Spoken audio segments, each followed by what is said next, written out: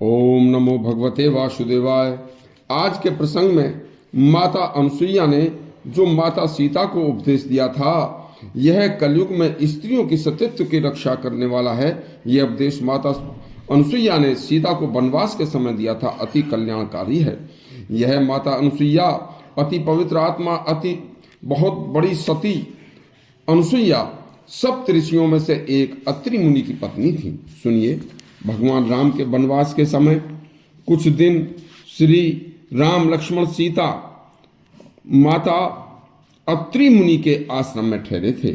तो सीता जी प्रतिदिन माता अनुसुईया से पतिव्रत धर्म व नारी के कर्तव्य का ज्ञान लेने माता अनुसुईया के पास जाया करती थीं।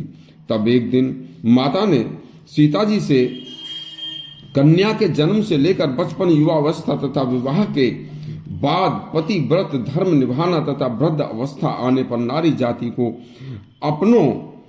अपने बचपन से ही धर्म निभाते हुए और अंत में श्री हरि के धाम को सुख पूर्वक जाने का उपदेश दिया था। सुनिए, माता अनुसुईया ने सीता जी से कहा था कि आज मैं कितनी भाग्यशाली हूँ कि मैं स्वयं जगत माता लक्ष्मी को, जो संसार के सभी धर्म को जानने वाली तथा अपने पति भगवान विष्णु के हर समय ध्यान में रहने वाली हैं, मैं एक साधारण सी स्त्री आज उन्हें उपदेश दे रही हूँ। तो सुनिए, माता अनुसुईया बोली, हे जनक पुत्री, जब किसी के घर में कन्या का जन्म हो तो उसी दिन उसके माता और पिता को उसी समय सोच लेना चाहिए कि यह कन्या युवावस्था आने पर किसी के घर की शोभा बनेगी और हमें इसका पालन पोषण करके इसे संस्कारवान बनाना है, जिससे कि दो कुलों की प्रसन्नता का यह कन्या कारण बने।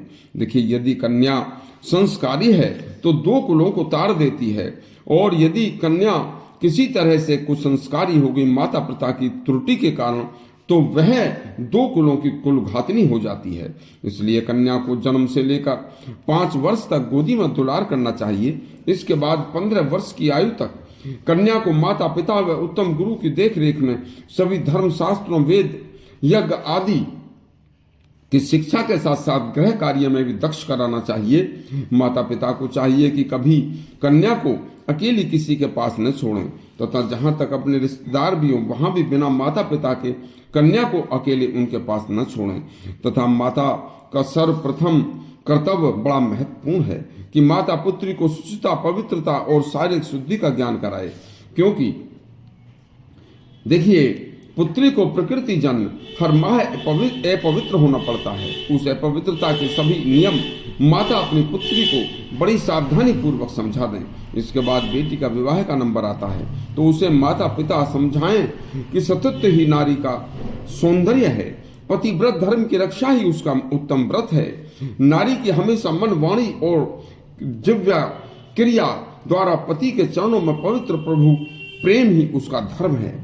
ऊंची से ऊंची स्थिति पाकर भी कभी मन में अहंकार का उदय न होना, वह भारी से भारी संकट आने पर भी धैर्य न छोड़ना, स्वयं कष्ट सहकर भी अपने पति व पति के जनों से भेदभाव न करना, विनय, कोमलता, दया, प्रेम, लज्जा, सुशीलता, वत्सलता आदि सद्गुणों को ध्यान करना, ऐसा स्वभाव और सच्चे सतत्व के स्वभाव की नारी का होना चाहिए।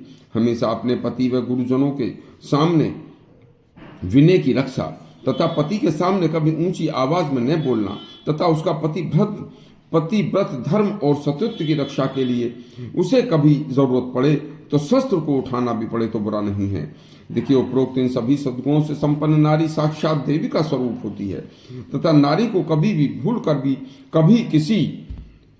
कभी किसी दूसरे पुरुष से कैसे भी मित्रता नहीं करनी चाहिए। गैर पुरुष से स्त्री को मित्रता हमेशा धर्म संगत नहीं है। माता पार्वती ने अपने अटूट प्रेम व विनय की मूर्ति होकर अपने सच्चे सतीत्व भगवान शंकर की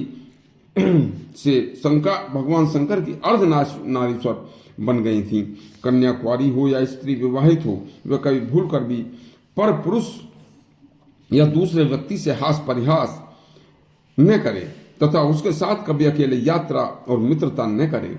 स्त्री को कदम कदम पर अपनी पवित्रता का ध्यान रखना चाहिए। यह उपदेश उनके माता पिता व हर कुंवारी व शादीशुदा नारी जाति को जरूर सुनना चाहिए। अति पवित्र उपदेश है। यदि आपको हमारा उपदेश अच्छा लगा हो तो हमारा चैनल सब्सक्राइब करें और घंटी दबाएं। धन्यवाद।